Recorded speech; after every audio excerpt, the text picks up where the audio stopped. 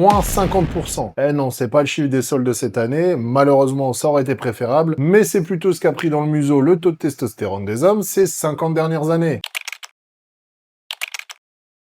Divisé par deux. Alors ceci explique peut-être cela, comme le dirait mon barbeur préféré. Parce que si tu pensais que c'était ça le pire, laisse-moi te dire que non. Parce qu'à partir de 30 ans, tu en perds encore entre 1 et 2% chaque année. Chaque année. Et 100 personnes te disent de surveiller ce qu'il en est. Et toi, t'es là encore à te demander pourquoi t'es fatigué tout le temps, t'as plus de motivation, t'as la libido en berne, et t'as du gras qui s'installe. Par contre, il est important de préciser que les causes de ce déclin générationnel sont multiples et encore beaucoup débattues. Sédentarité, alimentation ultra transformée, perturbateurs endocriniens, wokisme. Et si tu as d'autres théories personnelles à ce sujet, n'hésite pas à les laisser en commentaire. Je pense que ça pourrait être drôle. Bon, on va revenir aux choses plus sérieuses parce que la testostérone basse n'est plus un truc de vieux ou de culturiste qui a abusé des produits. Je vois de plus en plus d'hommes de 35, 40 ans avec des niveaux de testostérone, encore une fois, proches de ceux d'un homme de 70 ans. Alors on va voir ensemble les 5 signes qui doivent t'alerter.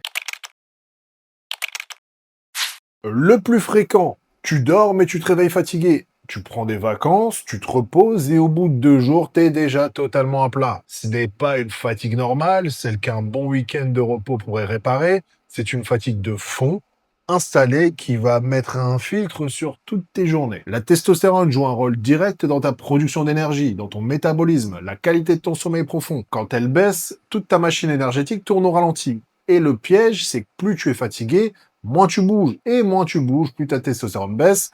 C'est le cercle vicieux classique qui s'installe. Si tu te reconnais là-dedans, garde ça bien en tête parce que ce signe vient rarement seul. Cette envie d'avancer, de conquérir le monde, de te battre pour accomplir des choses incroyables, eh ben, il y en a plus. T'as moins envie de te lancer des défis, t'as moins envie de te dépasser, t'as plus envie de faire grand-chose. Tu fais ce que tu dois faire, mais l'élan n'y est vraiment plus. La testostérone n'est pas qu'une hormone physique, c'est l'hormone de la conquête, de l'ambition, de la prise de risque, bordel. Une testostérone basse, ça donne un homme qui se contente de peu, qui n'ose plus, qui s'éteint à petit feu sans comprendre pourquoi. Beaucoup pensent qu'ils sont devenus paresseux ou démotivés par caractère, alors que c'est souvent biologique. Et ça, c'est plutôt une bonne nouvelle, tout simplement parce que la biologie, ça peut se corriger.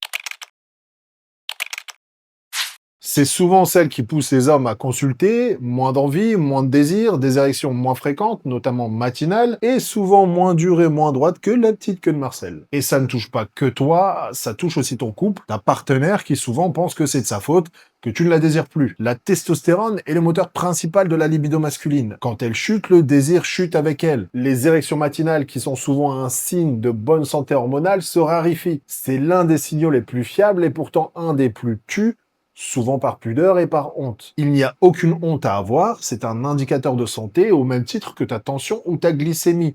C'est un signal qu'il ne faut surtout pas ignorer.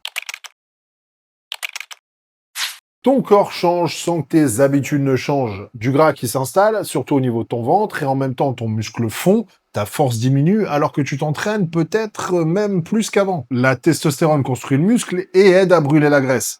Quand elle baisse, le rapport s'inverse. Et il y a un cercle vicieux supplémentaire. La graisse abdominale produit une enzyme qui transforme ta testostérone en oestrogène. Schématiquement, plus tu prends du ventre, plus ta testostérone baisse. Et plus elle va baisser, plus tu vas prendre du ventre. C'est pour ça que certains hommes s'entraînent dur, mangent correctement et ne voient aucun résultat. Ce n'est pas forcément un manque de volonté, c'est peut-être un terrain hormonal qui joue contre eux. Le cinquième, c'est celui que les hommes ont le plus de mal à admettre, voire même le plus de mal à identifier. Ils sont beaucoup plus irritables, plus à fleur de peau, ou à l'inverse, un moral bas avec une grisaille permanente et une perte de joie. Une perte d'élan vital, si on peut dire. La testostérone a un effet direct sur l'humeur, sur la confiance en soi, sur la stabilité émotionnelle. Sauf qu'un homme n'ira presque jamais dire qu'il se sent déprimé. Il va le masquer, le rationaliser ou le transformer en irritabilité. Parce que, la société actuelle fait qu'un homme ne peut pas forcément se plaindre. Si tu te sens plus à cran, moins patient ou simplement moins toi-même depuis des mois, ne balaie pas ça d'un revers de la main. Ça peut être une cause hormonale très concrète. Et si ça va vraiment mal, parle-en à ton médecin, ce n'est pas une faiblesse, c'est de la lucidité. Et parfois, la mise en place d'un protocole ou d'une optimisation naturelle de ta testostérone pourrait radicalement changer ton humeur et totalement changer ta vie.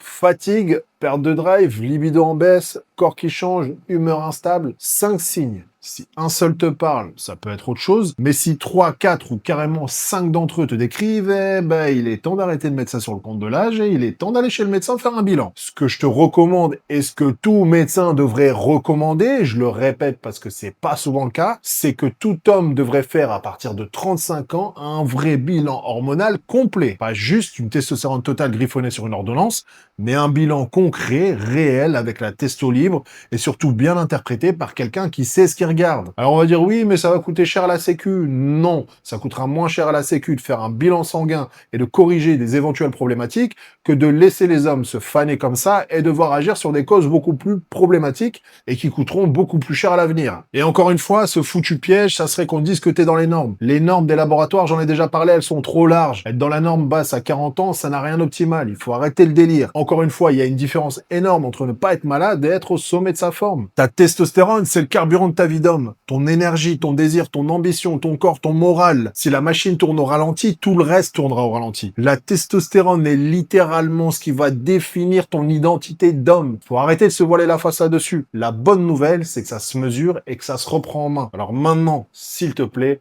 arrête de subir et va vérifier. Si t'es arrivé jusqu'ici, encore une fois, merci à toi. Ouais, j'étais un petit peu ronchon sur la fin de la vidéo. N'hésite pas à me donner de la force comme t'aimerais qu'on te donne de la force. Un like, un abonnement et un petit commentaire si tu veux me faire la totale. Et n'hésite pas à écrire combien de ces 5 signes te parlent aujourd'hui.